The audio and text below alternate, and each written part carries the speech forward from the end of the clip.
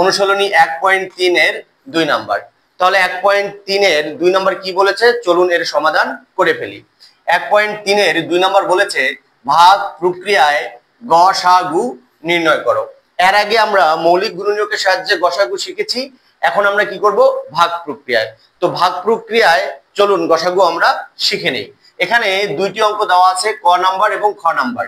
তো ক নাম্বারটিতে দেওয়া আছে 105,165। তাহলে আমাদের কি করতে হবে, সবচেয়ে ছোট অঙ্কটা দিয়ে বড় অঙ্কটাকে ভাগ করতে হবে। তাহলে আমরা যদি ক নাম্বার অঙ্কটির সমাধান এখানে করি, তো আমরা এখানে দিয়ে নেই যে এখানে লেখার পরে আমরা ভাগ দেব 105 দিয়ে 165-কে। মনে রাখতে হবে প্রথমে ছোট অঙ্কটি দিয়ে তার থেকে যে বড় অঙ্কটি আছে তাকে ভাগ দিতে হবে। তো এখন আমরা 105 দিয়ে যদি 165-কে ভাগ করি, তো আশা করি তোমরা ভাগ অঙ্ক পারো। তাহলে আমরা প্রথমে 1 দিয়ে যদি ভাগ দেই, তাহলে এখানে কত হবে, 105। 105 হওয়ার পরে আমাদের কি করতে হবে, বিয়োগ করতে হবে। তো 5-এর থেকে যদি আমরা 5 বাদ দেই, তাহলে কত হয়, 0। এখানে নিচে 0 আছে, উপরে 6, তাহলে 6ই নামবে। 1 আর 1 বিয়োগ করলে 0, সামনে 0 নামানোর প্রয়োজন নেই।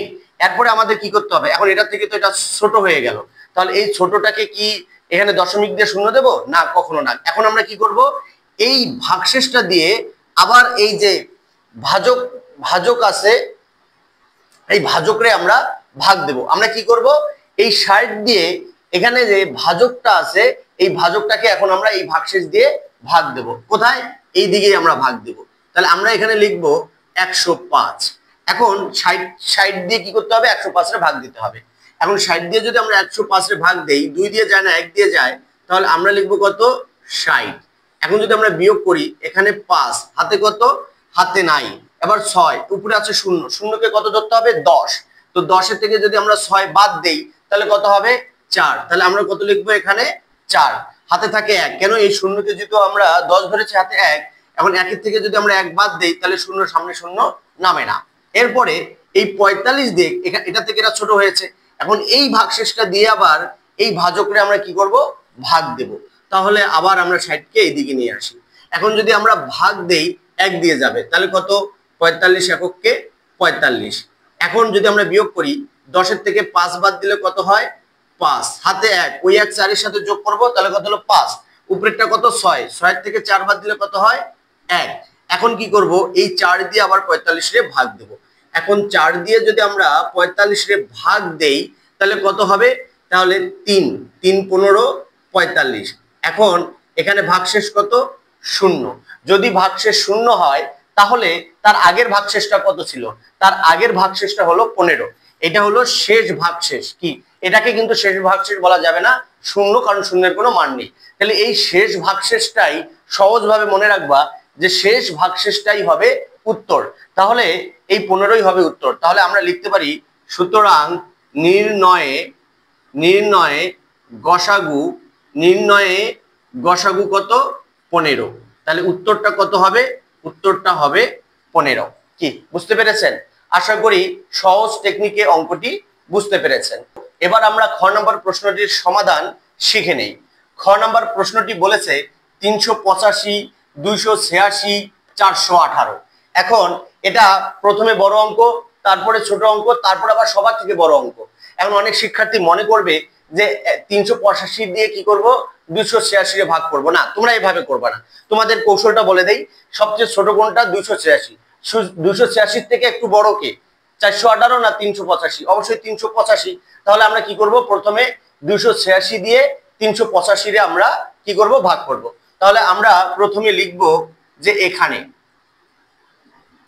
লেখার পরে আমরা কি করব, 286 ভাগ 385 কত দিয়ে যায়, 1 দিয়ে। যদি আমরা 1 দিয়ে দেই, তাহলে 286। এখন আমরা কি করব, বিয়োগ। উপরেরটা 15, তাহলে উপরেরটা 5, তাহলে নিচেরটা 6, নিচেরটা বড়, উপরেরটা ছোট, তাহলে 5-কে কত ধরবো, 15। তো 15 থেকে যদি আমরা 6 বাদ দেই, তাহলে কত হয়, 9। হাতে 1, ওই 1 আবার 8-এর সাথে যোগ করব, নিচের 8-এর সাথে যোগ করব, কত হলো, 9।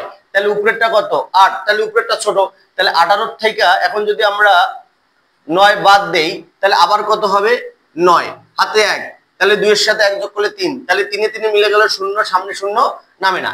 এখন আমরা কি করব, 286 কে ভাগ দেব এই ভাগশেষ দিয়ে। আমরা এই ভাগশেষ দিয়ে যদি ভাজকের ভাগ দেই তাহলে কত হবে, 286। আর 3 দিয়ে 3 নং 27 বেশি হবে, তাহলে 2 দিয়ে যাবে। যদি 2 দিয়ে দেই তাহলে 9 দুগুণা 18 8, হাতে 1, 9 দুগুণা 18 আর 1 এ 19। এবার আমরা বিয়োগ করব 6, তাহলে 6টাকে কত ধরতে হবে, 16। 16 থেকে 8 বাদ দিলে কত হবে, 8, হাতে কত 1, 10, 10 আছে 18, 18 কত 8 হলে আবার 1, এইখানে 1 আছে, তাহলে 2, তাহলে 2 দিয়ে মিলে গেল 0, এখানে 0 নামে না। এখন আবার কি করব, এই 8 দিয়ে আবার এই 99 রে আমরা ভাগ দেব, 88 দিয়ে 99 রে ভাগ দেব, তাহলে 99। যদি আমরা ভাগ দেই 1 দিয়ে যায় কত হবে, 88, বিয়োগ করলে 1 1। এখন আবার এই 11 দিয়ে কি করব, 88 কে ভাগ দেব। তো এখন যদি আমরা 88 কে ভাগ দেই তাহলে 1 দিয়ে যদি 88 কে ভাগ দেই তাহলে 8 দিয়ে যায়, 8 11 88, তাহলে এখানে কত 0, তাহলে 0টাকে আমাদের ভাগশেষ ধরা যাবে না, তাহলে ভাগশেষ ধরতে হবে কি এই শূন্যের আগেরটা কত, 11। তা আপাতত আমাদের উত্তর কত আছে, 11। কিন্তু এই 11 আছে, কিন্তু 11-র পাশাপাশি এখানে তো আরো একটি অঙ্ক বাকি আছে, তখন কি করতে হবে, এই যে আপাতত যে 11টা থাকবে ওই 11টা দিয়ে পরের যে অঙ্ক বাকি থাকবে আবার সেটাকে ভাগ দিতে হবে। তারপরে আমরা লিখব যে আবার যদি লিখি যে 11 ভাগ উপরে কত আছে, 418। মনে রাখতে হবে যে এই 11 দিয়ে ভাগ দেওয়ার পরে যদি আবার ভাগশেষ থাকে তাহলে সেই ভাগশেষ দিয়ে এটার ভাগ দিতে হবে, আর ভাগ করার পরে যদি কোনো ভাগশেষ না থাকে তাহলে এই 11ই কিন্তু উত্তর হবে। এখন যদি আমরা 11 দিয়ে এটাকে ভাগ করি তাহলে 3 11 33, 4 দিয়ে দিলে 44 হয়, তাহলে 3 দিয়ে দেবো, 3 11 33। এখন এটাকে যদি আমরা বিয়োগ করি তাহলে এটাকে 11 ধরতে হবে, 11 থেকে যদি আমরা 3 বাদ দেই, 3 4 5 6 7 8 9 10 11, তাহলে কত হবে 8, হাতে 1, ওটা এ পাশে নিচেরটা যোগ হবে 3, 3 আর 1 4, 4 4 মিলে গেল 0, সামনে 0 নামে না। আমার নিয়ম, ভাগের নিয়ম কি, এখান থেকে একটি অঙ্ক নিচে নামাতে হবে, তাহলে এখানে একটি অঙ্ক আছে, তাহলে 88। এখন 11 এর মধ্যে যদি 8 পর্যন্ত পড়ি তাহলে কত হয়, 88। তার মানে 11 দিয়ে 318 কে ভাগ হয়েছে এবং ভাগ করার পরে ভাগশেষ 0 রয়েছে। যেহেতু ভাগ করার পরে ভাগশেষ 0 রয়েছে তাহলে আমাদেরকে বুঝতে হবে এই যে শেষ যে ভাগশেষ, এই ভাগশেষটাই হবে গসাগুর উত্তর। তাহলে আমরা লিখব, সুতরাং নির্ণয়ে গসাগু কত, 11। তাহলে আমাদের উত্তর কত হবে, আমাদের উত্তর হবে 11। এটাই হলো আমাদের গসাগুর উত্তর ভাগ প্রক্রিয়ায়। তো আশা করি ভাগ প্রক্রিয়ায় গসাগু করার নিয়ম বুঝতে পেরেছেন।